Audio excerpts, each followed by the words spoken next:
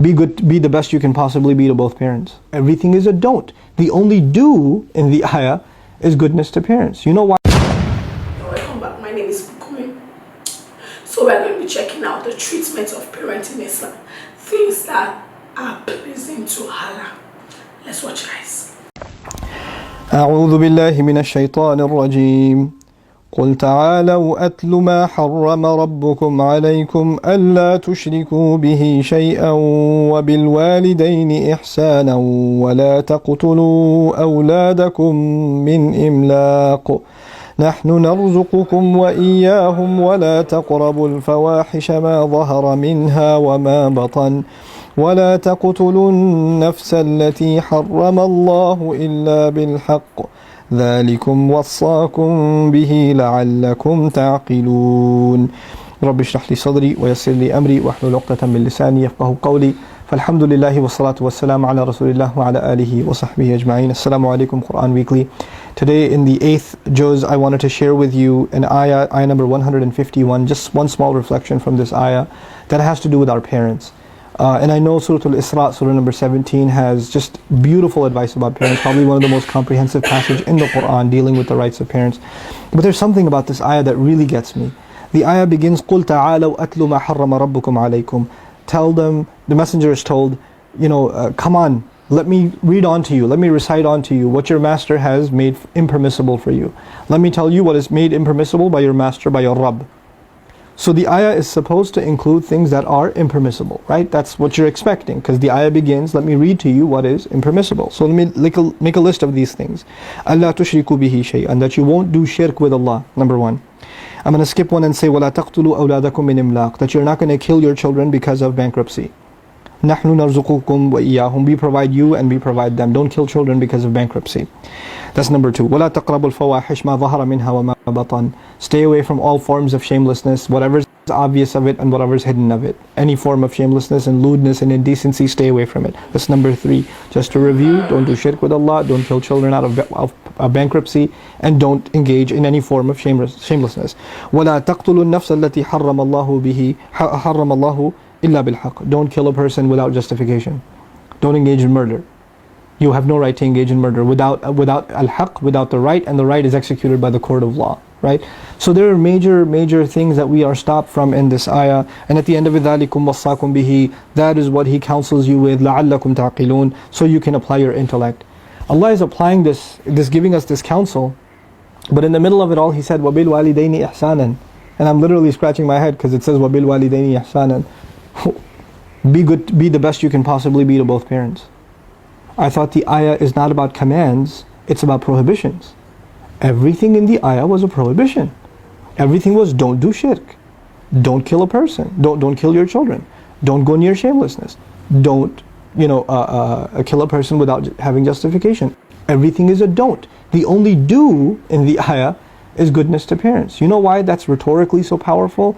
Because this, Allah is now saying, anything short of the best to your parents, you better not do. There is no other commandment in Islam where we have to do our best for it to be acceptable, and that if we don't do our very best, that you're actually in sin. There's no commandment in Islam except parents. Except parents. Allah doesn't say you have to have ihsan with Allah, that if you don't have it, then you're in the haram. The ayah is what is haram. The ayah is what is impermissible. And Allah says, وَبِالْوَالِدَيْنِ إِحْسَانًا, both parents, you better absolutely be the best you can be. You better be good to them under any circumstance. And the other awesome thing in this ayah, and by the way, anything short of your best, and you're in the haram.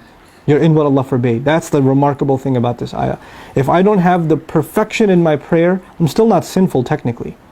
I should work towards perfection, but I'm not sinful. I'm not in the haram at least. If I don't have perfection in how I speak to people, I could be better, but I'm not sinful at least. But with my parents, what about with my parents should be perfect? Like, what verb is it? Speak to them in the best way, deal with them in the best way, give them the best kinds of gifts, be the most patient with them, show patience with them in the best way. Which action is it? Allah did not specify a verb. He just said, when it comes to your parents, the best. Ihsanan, the best what? You know what that means? Don't think of a single thing that shouldn't be the best. There's not a thing you can think of that has to do with the relationship between you and your parents that shouldn't be the best. Your speech, your thoughts, your patience, your attitude, your body language, your gifts, your time, they should get the very best. And Allah, this is the form that's used in every language virtually when someone is really giving you instructions and they're like, I don't want any discussions, okay? So if I tell my children, silence, one word, done. Then I don't want any discussion. End of discussion. There's no exceptions. I don't want to hear your special case, and I know it doesn't apply to me because I hate my dad or I can't stand my mom. Doesn't matter. It doesn't matter. وَبِالْوَالِدَيْنِ إِحْسَانًا. When it comes to both parents, ihsan. That's it. There's nothing else said. And it's made nasab. You could say nasab ala tawqeed also here. I'm telling you, it better be the best. It's like Allah is saying, I'm telling you, it better be the best. Nothing short of it. And that's in this remarkable ayah, in which everything else was forbidden. And by implication, what's forbidden with our parents is anything short of the very best. May Allah help us live up to this incredible standard and really give us the strength and the patience, really the patience to deal with our parents when they become hard to deal with, when they become, angry unnecessarily, when they make, inappropriate demands from us, and we sometimes even un-Islamic demands from us. How are we going to navigate that? We're going to even navigate those situations with ihsan in the very best way we possibly can. May Allah give us the courage and wisdom and patience to be able to deal with those difficult situations with our parents, and may Allah forgive our parents for the mistakes that they make. Barakallahu li wa lakum. Wassalamu alaikum wa rahmatullahi wa barakatuh. Quran. Now the man has said it all. You have to treat your parents well. And parents, please be nice to your children. Always think about the future, because if you maltreat them, if you don't give them the rights as a child, it will affect you when you get old age. So treat them well, and as a child, no matter what your parents have done to you, good or bad, especially bad, forgive and treat them well, so that you'll be treated well too. So this was really interesting. Like, the man has said everything all.